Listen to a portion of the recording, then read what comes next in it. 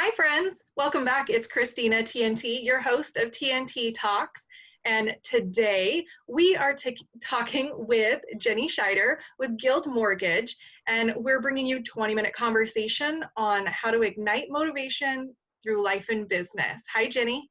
Hi, how are you? I'm good. We got some rain and now we got some sunshine and I'm happy. And it's cold. It is. I went out to get the mail and I was like, is this February? It's terrible.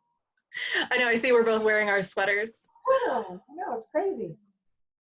So why don't you start by telling everyone a little bit about your profession and what you do? Okay, so my literal title is loan officer, which means that I originate home loans for people and refinances and purchases. But that is pretty deceptive as far as what I really do, because my job is definitely to do that, but it's hugely sales. So people honestly don't always know that, but unless you work for a bank, you're not just going to get a salary and sit there and do loans that walk in the door. So I'm just like any other salesperson, that I have to go get the business myself. I have to be accountable. I have to get coached. I have to work really hard in order to do well. So very much more salesy than one would think. So it's pretty challenging. I mean, I love it because I love helping people, achieve the dream of homeownership, and I love meeting people and being around people. So it's really, really rewarding, but it's really challenging. There's just a zillion guidelines and they change all the time. And, clients are at an emotional point in their lives when they are in this, even when it's an exciting time, it's a stressful time. So I get to be kind of like, I call myself like the mortgage mama, because I'm always nurturing. I'm just constantly nurturing people through it. And since I did it myself 2 years ago, it was really, really good for me, because I forgot. I hadn't bought a home in like 30 years. And so I forgot that it's really, even when you're excited, it's still really stressful. So I think that was good for me to go through that. So I've been, just a little background, I lived in the Valley for the last like 40 years in Lake Oswego. I sold real estate there for 11 years. And then I moved into the lending side, and this is my 20th year. And I moved to Redmond 2 years ago, almost, just 2 months shy of that, and switched from another company to Guild Mortgage, which is who I am now, and just couldn't be happier. The best company. We love Redmond. We love Central Oregon. I've loved meeting people like you and all our chicks and friends, and it's just been really fun. It was meant to be. So I want to point out to anyone watching this that what Ginny just said that caught my attention was that she's in sales and she owned it with confidence. A lot of people think of sales in a negative connotation, but you provide an amazing service. And I've worked with you over the last 18 months to 2 years that you've been in Redmond, and you are always on your toes. Like you said, things are constantly changing in our industry, and you do so many different sides of it. And you've been in the industry for longer than just the loan side and the lender side. Right. But it's important for people to see that the confidence means a lot. I had to point that out, because so many people would avoid ever saying that they're in sales and like, oh, turning it to say that you do something else. But that's what we do. Yeah. And everybody in the world has to be a part of sales. Right. And it doesn't mean that you're a used car salesman, or, a shark or, anything like that. It's just the truth. Yeah. I love that. That's been really interesting over the last couple of years, is just realizing as a salesperson, I think one of the biggest takeaways I've had that's made me more confident, more successful, is just to be me. I mean, you have to work hard. You have to do a whole bunch of things I could talk about. But really, at the end of the day, just to be comfortable in your own shoes and allow yourself to be you is really freeing as a salesperson, I think. It is. Authenticity has been a huge word that keeps coming up over the last year. And just, you know, even though, especially in our industry, there are so many people who do what we do, but nobody does it like we do. Exactly. It's not, and And everybody's not a good fit for everybody. You know, some super nerd might not really need a mortgage mama. They might need a data geek. So that's okay, you know. yes, yes.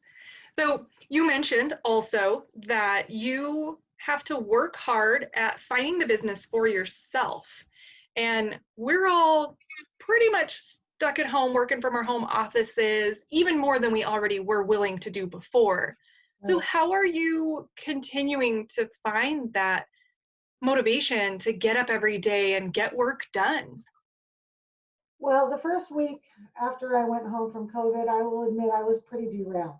I was just derailed. I felt like I was derailed. And I had built up a ton of momentum out of Yeah. the course of the year. I was just like a train moving down the track and boom, I was derailed.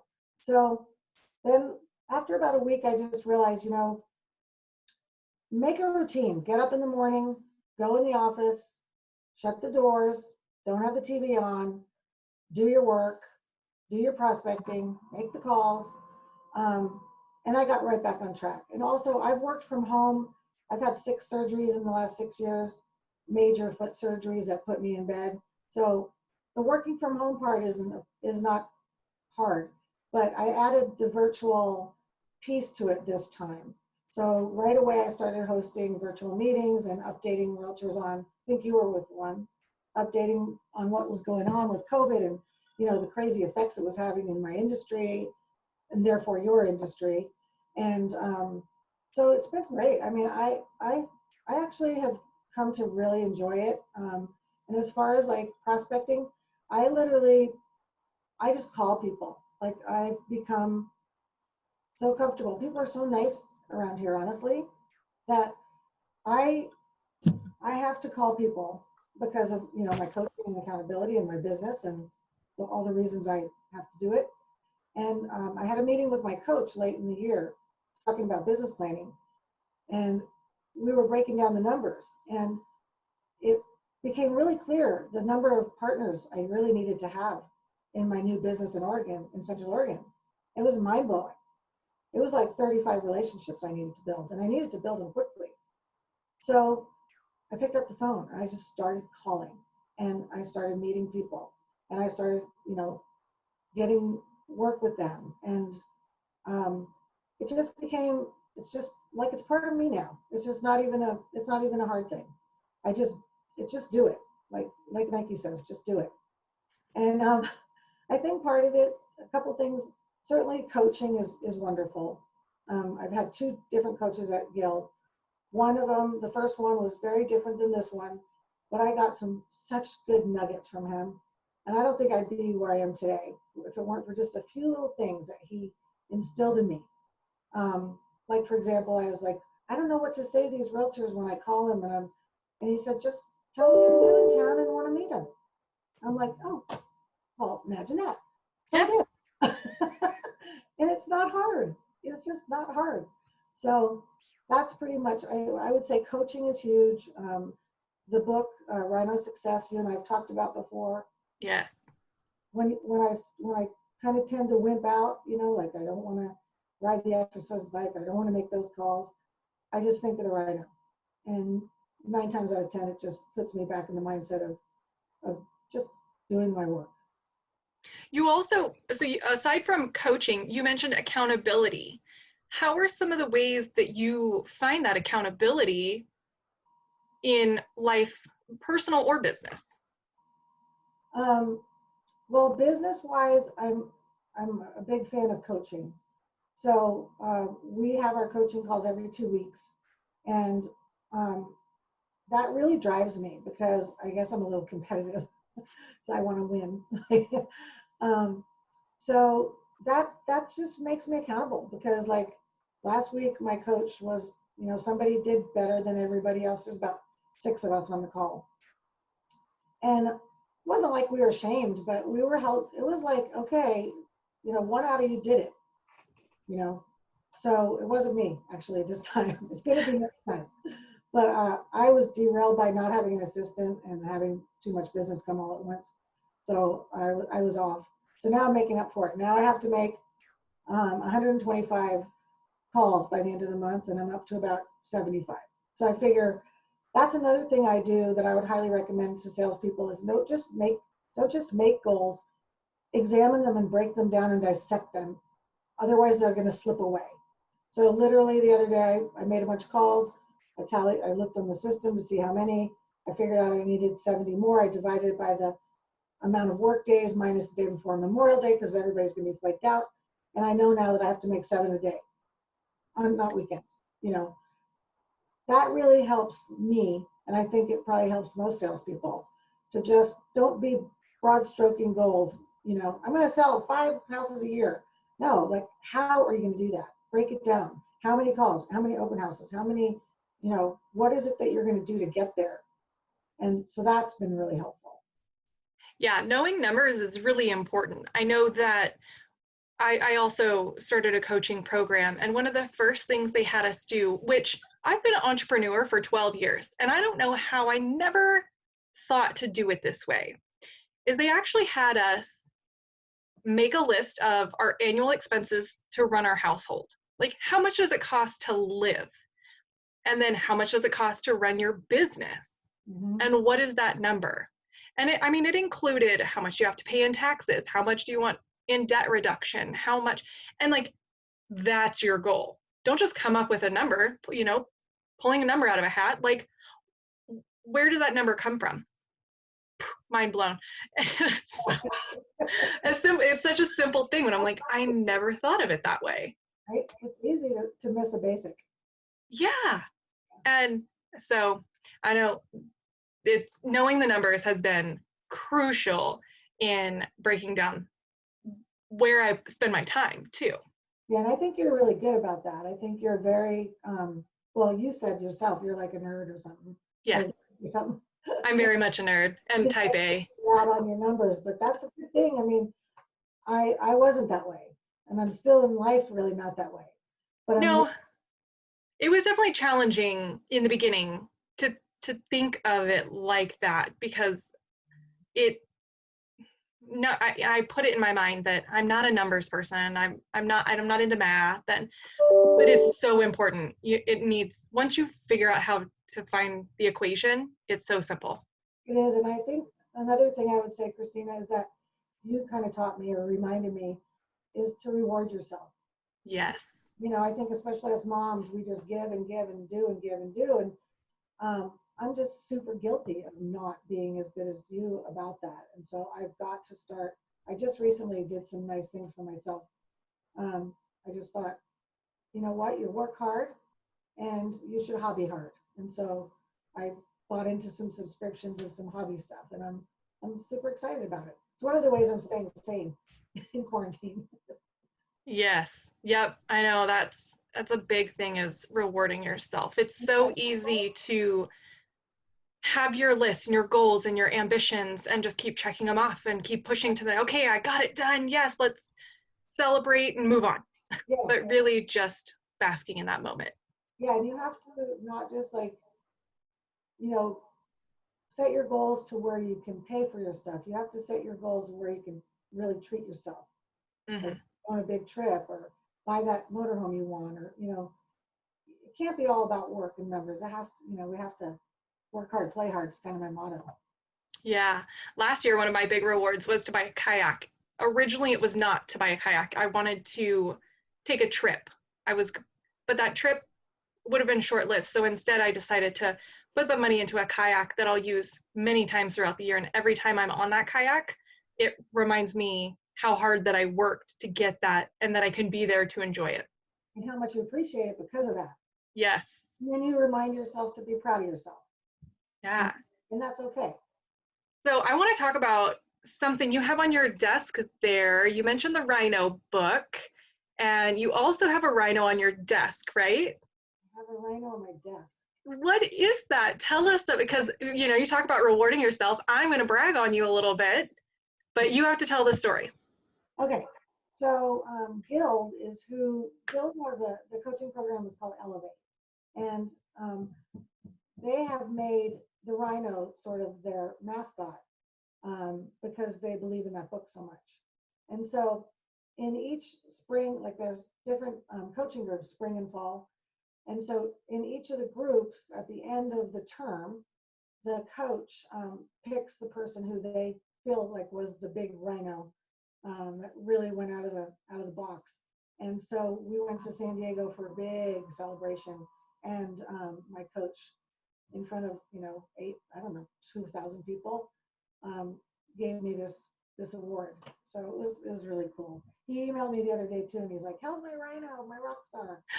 But I really owe it to him. Honestly, that's why I say coaching. I mean, I sure I did the work, but there was, just like I said, some nuggets that just they resonated with me so much, and I just feel like I owe him so much because he made me change, really change, not just in words, but in conviction and confidence and belief.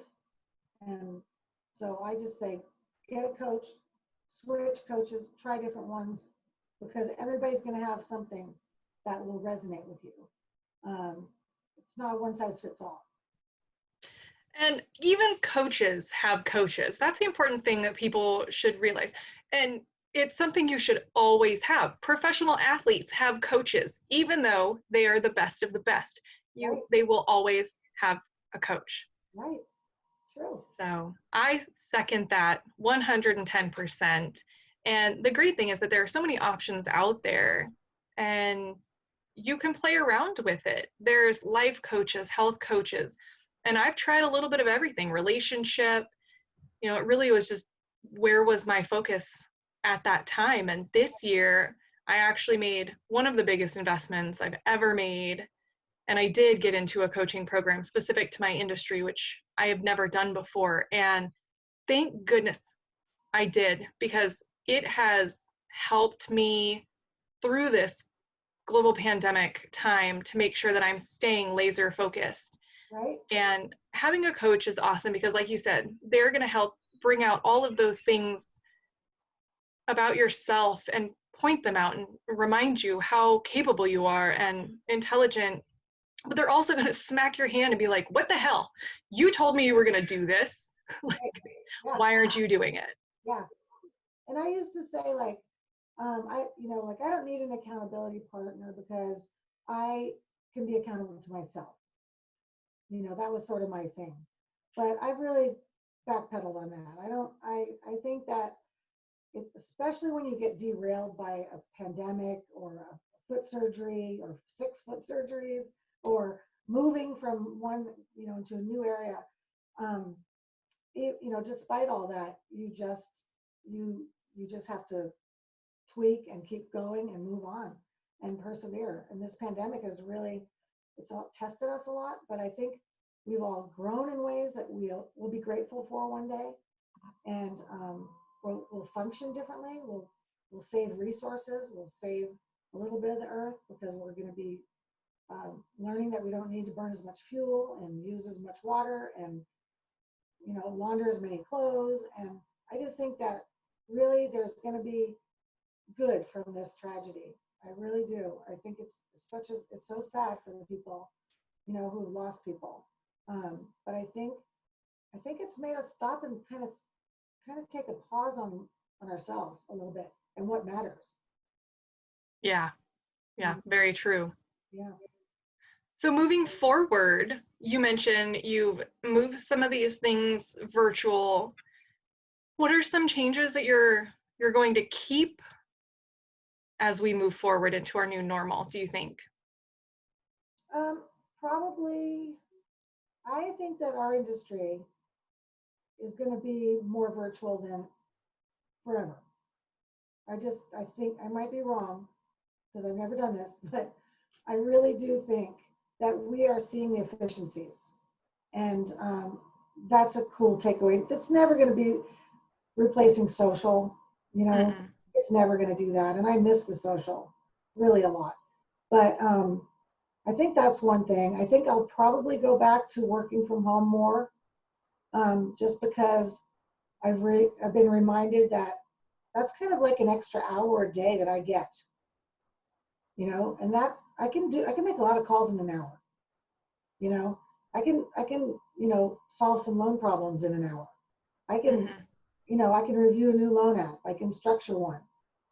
That's a lot of time in a week that you're spending, putting your makeup on, getting gas, going to the office, schlepping your stuff in, going around, that's a lot of time. And so I think if I don't have to go in all the time, I'll probably stay working from home more, just because I think it's better for my energy and for efficiency. Yeah, once people learn how to break through into that productivity time and not be distracted with the laundry or the kids or, and find these foundation routines and systems, Yep. and it will save so much time. And think of how many more people we can serve in that time. I know for me, I was driving 6 hours a week, which, is very minimal compared to some larger city places. But for Central Oregon, that's a lot of time in the car. That's a lot of time. It's a lot of gas. It's a lot of wear and tear. It's a lot of wasted time because you can And only for me, driving. I mean, you can listen to a motivational book, but it's very unproductive time. yeah, yeah. So do you think you'll be working more virtually too? I do. I know that I've been working hand in hand with some photographers on like getting those virtual tours set up and provided for listings and doing, because it's in order to meet with someone as far as buyers or sellers, it's a lot out of their schedule too. And if I can save them a little bit of time, Yep. then why? I mean, a lot of our stuff's already virtual, the signing, documents, and things like that. But Yeah. absolutely, especially living as far out as I do. Right. Yeah. And I've got, Some changes. yeah, gives me more time to spend with my livestock. Yeah. Your little cute little goats and stuff. So much fun. Oh, fun. It sounds to me like you're gonna outdo your goals that we talked about in December. Feel like you're already about halfway there, or not even halfway through the year. I think you're gonna exceed your goals, and you should. It You was know, definitely interesting going into March, having to throw out my entire business plan. And I guess I didn't have to throw it out, but I definitely had to rethink everything that I had on there. you mean post-COVID? Right. Yeah. Right. Yeah. Yeah. We all had to definitely pivot. I think the word of the year is pivot. Right. Funny, my word coming into the year was breathe. And when all this hit, I felt like I was drowning Yeah. for a while. Like you said, that first week where you're just trying to react to everything And was, and like trying to do, the work that we do, especially the detail work that I do with all this process and all this news and all this fear, frankly, you know, and mhm. it's weird how you switch gears pretty quickly. Like I remember the first day being like, oh no, what about our son's wedding in August? And then like about a day later, I was like, it doesn't matter if people are alive.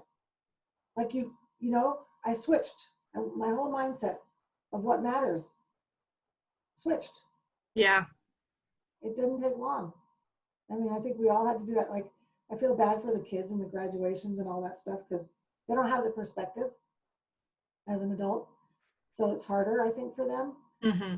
Um, they'll look back on it and it'll just be a different experience. It won't necessarily be an awful one.